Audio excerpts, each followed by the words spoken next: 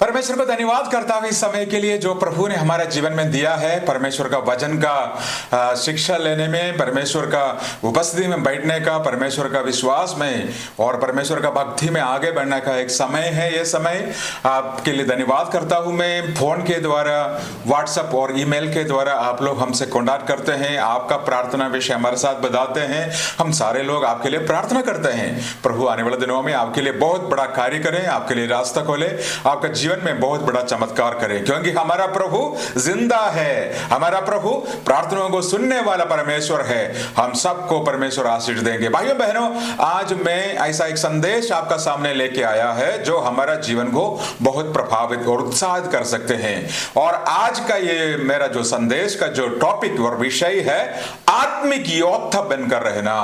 आत्मिक योद्धा, spiritual giants बनकर एक विजयोत्सव मसीह जीवन बिताना, ये मेरा विषय है। पिछले दिनों में मैं पहला सामुएल 17 अध्याय पढ़ रहा था।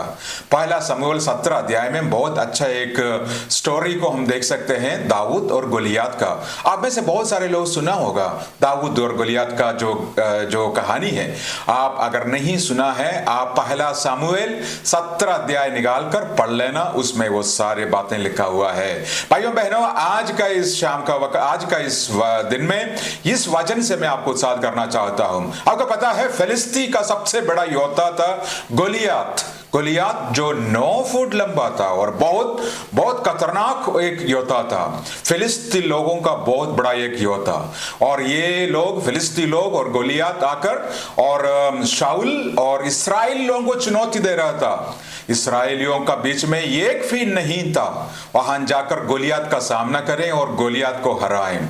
40 दिन तक और सुबह शाम को आकर चुनौती दे रहा था, कोई है आकर मुझको हराने के लिए? कोई भी इस्राएली का जवान, कोई भी इस्राएल का योद्धा है नहीं था, वो तैयार भी नहीं था, क्योंकि सारे डर गया था।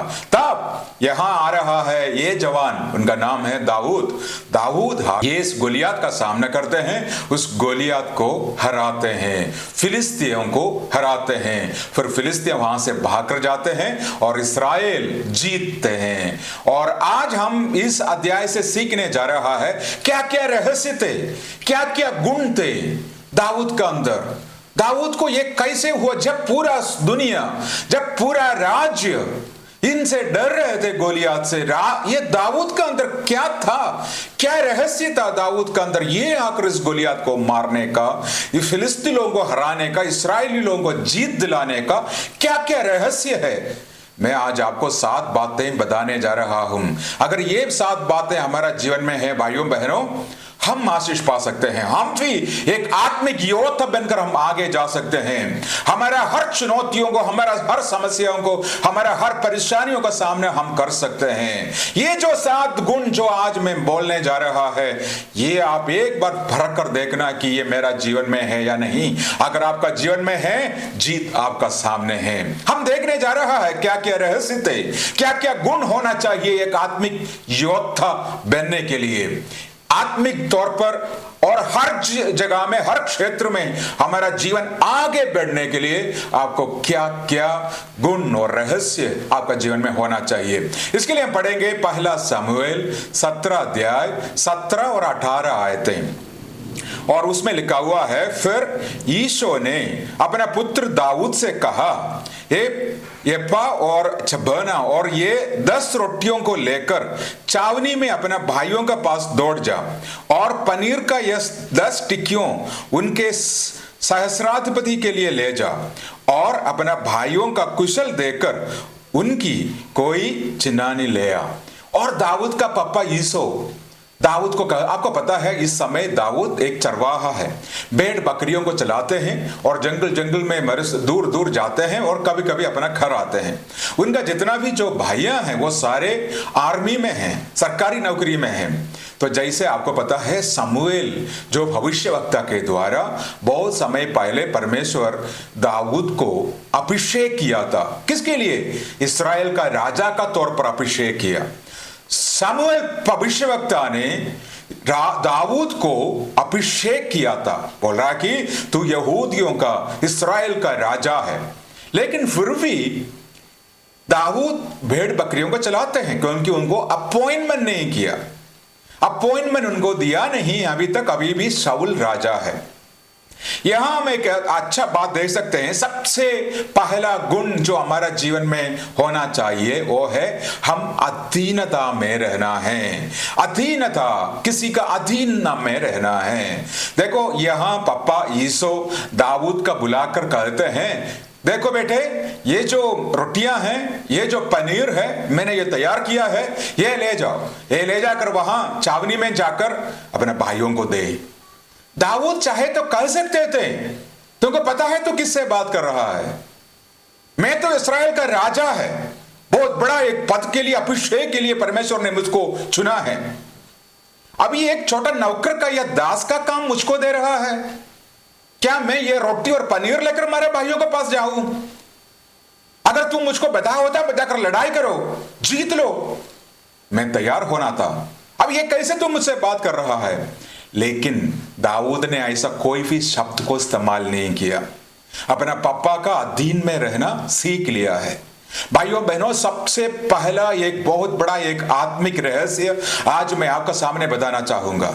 हम सबको अपना अपना अधीनता में रहना है। चाहे हम सेवकाई में हो, चाहे हम एक स्कूल में या फैक्ट्री में, कंपनी में काम करते हो, चाहे एक पति पत्नी का बीच में हो, परिवार में हो, चाहे और सरकार और हमारा बीच में, हर क्षेत्र में हमको अधीनता में रहने के लिए परमेश्वर आज्ञा देते हैं। आज मैं बहुत सारे लोगों को देखता हूं जो अधीनता में रहना नहीं चाहता, अपना मर्जी के अनुसार काम चलाना चाहता है। एक बात मैंने मेरा जीवन काल में देखा है, मेरा सेवकाई का पिछले 25 वर्ष का मेरा सेवकाई का अनुभव में मैंने देखा है, बहुत सारे लोगों को परमेश्वर अभिषेक देते हैं, लेकिन उनका स्वभाव का गलती का कारण, गलत और बुरी स्वभाव का कारण उनका अभिषेक और सेवकाई प्रभावित नहीं होते, क्योंकि उनकी बुरी आदतें, बुरी बात करने का शैली और अपना अगुओं का अधीन में रहना नहीं चाहते, जैसे वो अपना मर्जी के अनुसार अपना करना चाहते हैं, ऐसा नहीं चलता।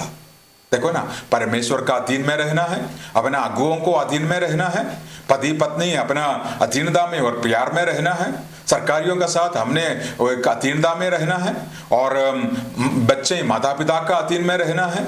ऐसा बहुत सारे लोग, दास लोग अपना स्वामी का अधीनता में रहना है। बाइबल बहुत सारी चीजें बताते हैं। मेरे को अभी भी याद है, जब मेरा स्कूल चल रहा था उसमें एक स्टाफ था, और जब उसमें 2 स्टाफ था।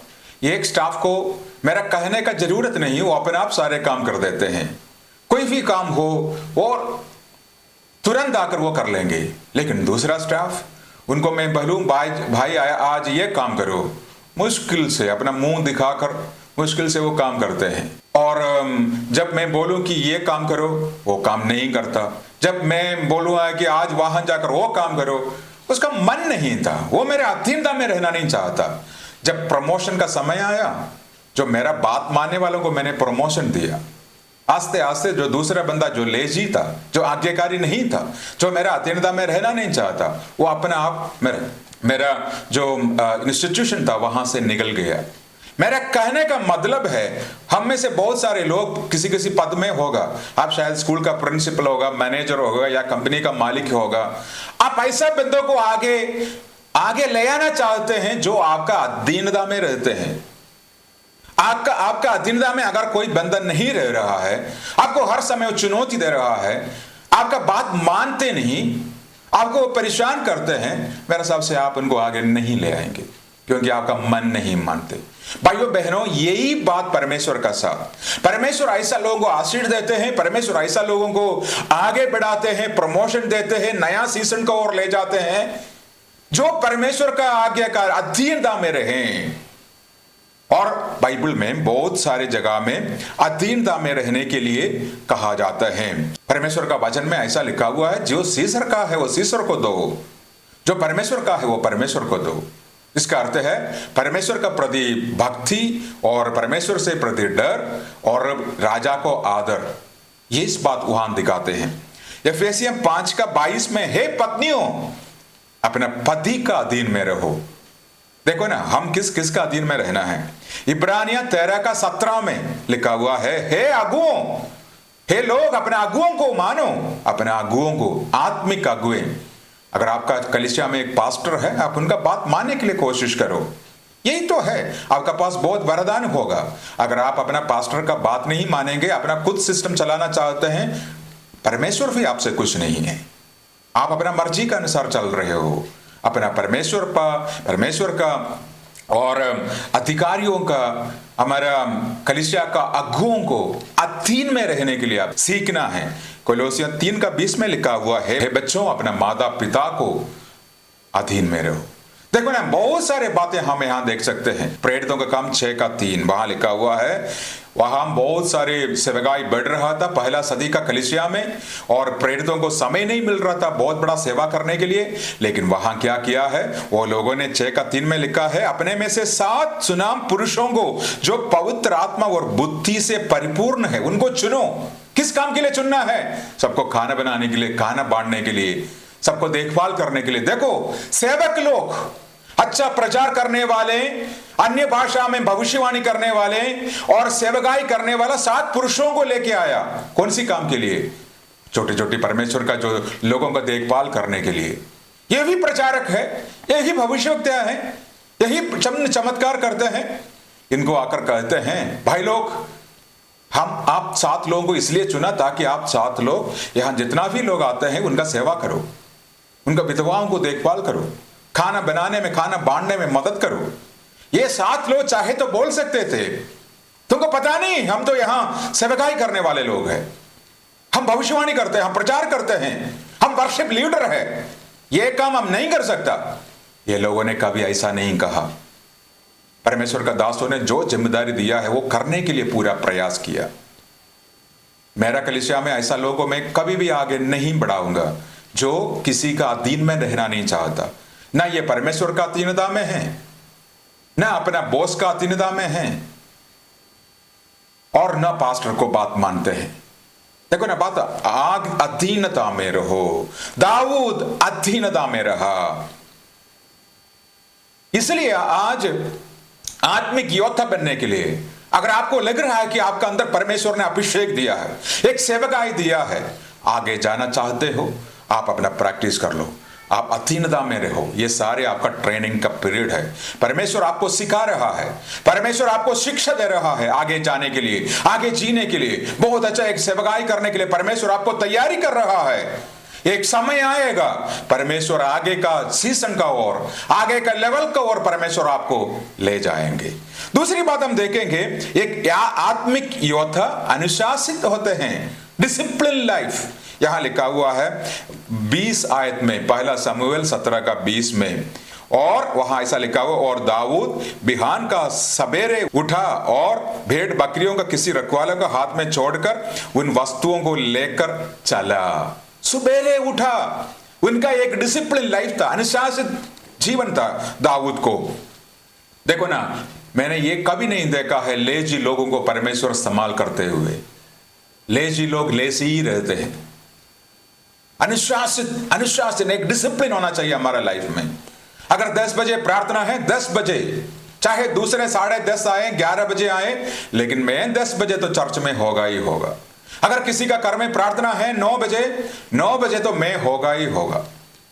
अगर शाम को 4 बजे किसी का घर में प्रार्थना है, 4:30 को नहीं, 5 को नहीं, मैं तो 4 बजे उनका घर में होगा ही। पूरा प्रयत्न करूंगा, पूरा प्रयास करूंगा, क्योंकि एक डिसिप्लिन लाइफ, एक अनुशासित जीवन हम सबका जीवन में होना चाहिए, एक आत्मिक योद्धा बनने के लिए। तीसरा बात हम देखते हैं, परमेश्वर का बड़ा और शैतान को छोटा देखें। एक आत्मिक योद्धा परमेश्वर को कैसे देखेंगे? बड़ा परमेश्वर। शैतान को कैसे देखेंगे? शैतान छोटा है। यहां एक बात मैं आपको बताना चाहूंगा, यहां गोलियत 9 फुट लंबा है। ये पहाड़ों के ऊपर खड़े हैं, अभी पहाड़ों के ऊपर खड़ा होकर चुनौती दे रहा है इस्राएली लोगों को। इस्राएली लोग नीचे और नीचे खड़े हैं, नीचे जो प्लेन देश है वहां खड़े हैं, साधारण जमीन में खड़े हैं। जब इस्राएली लोग ऊपर देखते हैं, गोलियत का लंबाई तो 9 फीट है, लेकिन वो नीचे से ऊपर देखते हैं, उनको लंबाई कम से कम 14-15 फुट दिखाई देते हैं, क्योंकि बहुत गहराई से ऊपर को देखते हैं। अगर ये लोग ऊपर चढ़े, जहां गोलियात खड़े हैं उससे भी ऊपर किसी पहाड़ पर चले, ऊपर से गोलियात को देखें, कैसे देखेंगे? गोलियात को वो शायद 5-6 फुट में देखेंगे, क्योंकि गोलियात 9 फुट का है। जब हम ऊपर से नीचे देखेंगे उनका लंबाई कम रहेंगे। क्या मतलब है, क्या अर्थ है इसका? जब हम नीचे स्तर में, आत्मिकता में जब हम नीचे चले जाते हैं, फिर हम शैतान को देखते हैं, वो बड़ा दिखाई देते हैं। जब हमारा प्रार्थना कम हो गया, हम चर्च जाना छोड़ दिया, हम आत्मिकता में हम बहुत नीचे स्थल में गिर गया है, हमारा सामने जब चुनौती आता है हमको बहुत बड़ा दिखाई देते हैं। हम बोलते हैं कि हो अभी इससे मैं कैसे आजाद पाऊंगा, मेरा सामने बहुत बड़ा एक समस्या आया है, मेरा जीवन में ये समस्या से मैं कभी आजाद नहीं पा सकता। या अगर कोई ऐसा बोलते हैं, तुरंत मैं समझ सकता हूं वो आत्मिकता में नीचे गिरा हुआ है। आपको क्या करना पड़ेगा? आपको चढ़ना पड़ेगा, आपको पहाड़ का ऊपर चढ़ना पड़ेगा। आपका समस्या गोलियात वहां खड़ा रह रहा है, उससे भी ऊपर करना पड़ेगा। कैसे? प्रार्थना में, उपवास में, आराधना में, सेवकाई में, आत्मिकता में परमेश्वर का सेवकाई करते हुए आपको ऊपर चढ़ना पड़ेगा। ऊपर चढ़कर जब हम देखेंगे, शैतान को छोटा दिखाई देंगे, आपका चुनौतियां छोटा होते हुए देखेंगे। फिर हम कैसे बोलेंगे? मेरे पास एक बहुत बड़ा परमेश्वर है। हाँ, मेरा जीवन में थोड़ा बहुत समस्या है, परेशानियां हैं, मुसीबत है, वो तो है वहां, वो थोड़ा थोड़ा वहां है, लेकिन परमेश्वर अपना समय पर सब काम मेरे लिए सब कुछ कर लूंगा। मैं सब कुछ कर सकता हूं जो मसीह मुझको सामर्थ देते हैं। अगर वो ऐसा कोई ऐसा बोलना है, उनका अंदर भाइयों बहनों बहुत बड़ा एक आत्मिक योद्धा है, तभी वो ऐसा बात कर सकते हैं। अगर जिनका अंदर आत्मिकता है नहीं, आत्मिकता सामर्थ है नहीं, वो ऐसा बोलेंगे मैं बहुत परेशान हुआ हूं, मैं तो गिर गया है, कोई रास्ता दिखाई नहीं दे रहा है, क्योंकि आप आत्मिकता में बहुत नीचे हैं। भाइयों बहनों, आज आपको आगे आना पड़ेगा, तभी आपको चुनौतियां कम होते जाएंगे। बड़ा देखो ना परमेश्वर को, वो सर्वशक्तिमान परमेश्वर है, आपका हर समस्या को वो हल कर सकते हैं। उनका एक नजर काफी है आपका जीवन को बदलने के लिए, आपका जीवन को आशीष देने के लिए, आपका जीवन को आगे चलाने के लिए। उनका एक वचन काफी है, किसी को भी परमेश्वर बदल सकते हैं।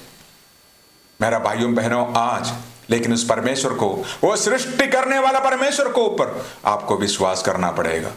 उस स्त्री को देखकर प्रभु यीशु मसीह ने कहा, तुम्हारा विश्वास ने तुमको चंगाई दिया है, तुम्हारा विश्वास ने। आज आपको विश्वास करना पड़ेगा। आपका हर समस्या का, आपका हर चुनौती का, आपका हर प्रॉब्लम का हल प्रभु यीशु मसीह दे सकते हैं। प्रभु का बारे में आपको बोलना पड़ेगा, प्रभु यीशु मसीह बड़ा है, मेरा समस्याएं छोटा है, शैतान छोटा है। वो अपना खेल खिलाएगा, वो बांधा हुआ कुत्ता का जैसे हैं, वो आपको डरा सकते हैं लेकिन आपको छूझ नहीं सकता। जब तक आप आत्मिकता में आत्मिक योद्धा है, आपको कोई भी नहीं हरा सकता। भाइयों बहनों, हालेलुया। इसलिए इसी दिनों में आत्मिकता में ऊपर जाएं और परमेश्वर के लिए एक आत्मिक योद्धा बने। उसके बाद हम देखेंगे आत्मिक योद्धा प्रतिफलों पर ध्यान केंद्रित करते हैं, चुनौतियों पर नहीं। देखो ना, यहां गोलियात का बात सुनकर सारे इस्राएली जवान, सारे इस्राएली लोग, इस्राएली राजा सब डरा हुआ है। उनको चुनौती का सामने कोई भी आगे आना नहीं चाहता। लेकिन इस्राएल का राजा शाऊल ने ऐसा एक प्रतिफल का बारे में बताया, 3 चीजें। ये 25 आयत में लिखा हुआ है, जो कोई गोलियात को मारेंगे क्या क्या मिलेगा?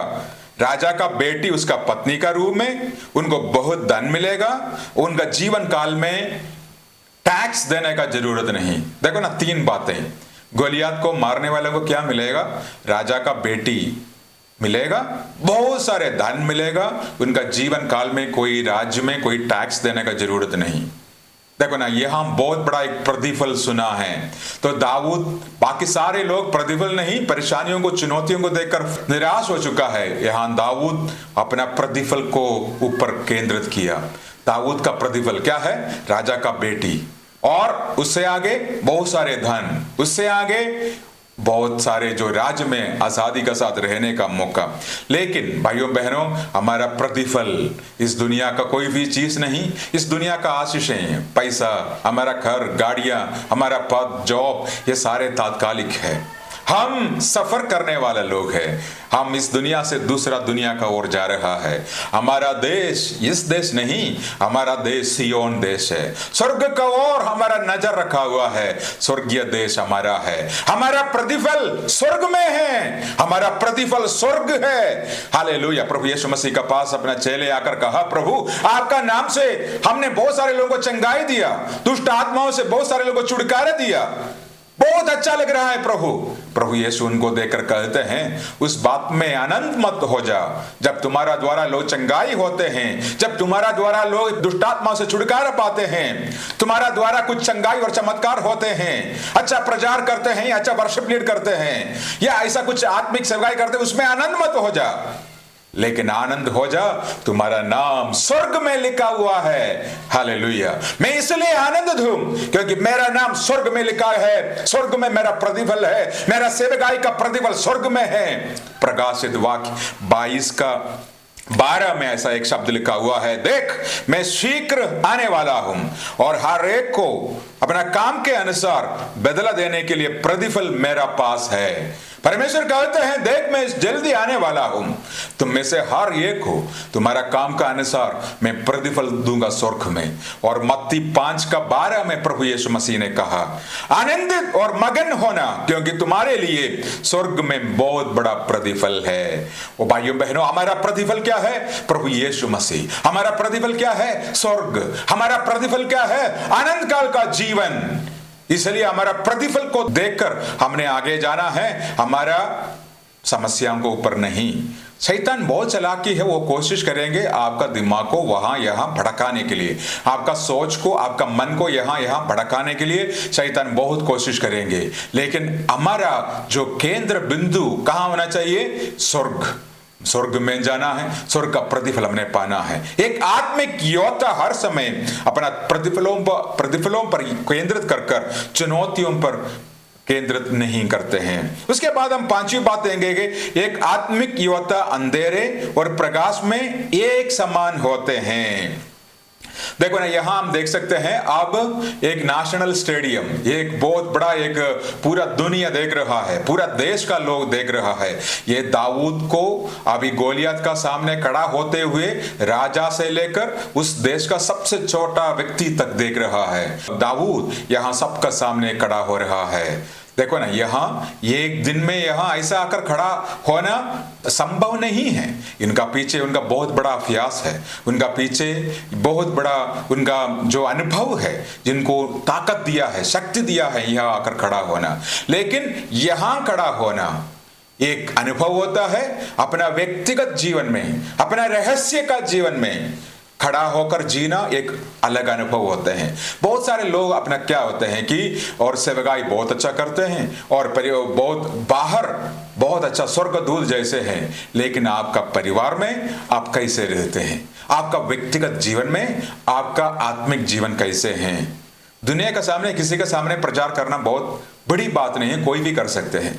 लेकिन आपका व्यक्तिगत जीवन में जहां कोई भी नहीं देखते हैं, आपका जो पारिवारिक जीवन जो बाहर का दुनिया नहीं जानते, उसमें आप कैसे हैं? ये बड़ी सवाल है। रहस्य में भी, प्रकाश में भी, अंधेरे में, ज्योति में एक समान होना चाहिए। ऐसा नहीं है कि वहां एक लाइफ, दूसरा एक किसी जीवन, दोबारा जीवन, यहां सबका सामने और कोई जीवन, ऐसा नहीं होना चाहिए। सबको एक जैसे, कलीसिया को भी, परिवार को भी, जहां आप काम करते हैं हर जगह में एक जैसे रहना हमने सीखना है। यहां दाऊद क्या कहते हैं? यहां दाऊद कहते हैं और अपना अनुभव बताते हैं। पहले जब कोई भी नहीं देखा था, मेरा रहस्य जीव में एक बार मैं भेड़ बकरियों को चला रहा था, एक शेर आया, मैंने उसको फाड़ दिया। उसके बाद में एक भालू आ गया, मैंने उसको भी मारा। मेरा हाथों को परमेश्वर ने तैयार किया। आज इस गोलियत को मैं हरा सकता हूं, क्योंकि मेरा रहस्य जीवन में, मेरा अंधेरे का जीवन में, मेरा अकेला जीवन में मैंने विजय पाया है। बहुत सारे लोग अपना रहस्य जीवन में विजय नहीं पाता, बाहर आकर विजय पाने के लिए कोशिश करते हैं। यह विजय होता नहीं। ये विजय आपका शुरू से, आपका जीवन से होना चाहिए, आपका प्रार्थना का कमरा से होना चाहिए। ये विजय आपका आत्मिक जीवन में होना चाहिए, आपका परिवार में होना चाहिए, फिर आपका कलीसिया में, फिर बाहर गोलियत को आप सामना कर सकते हैं। अंधेरे में, पब्लिक में एक जैसे एक जीवन।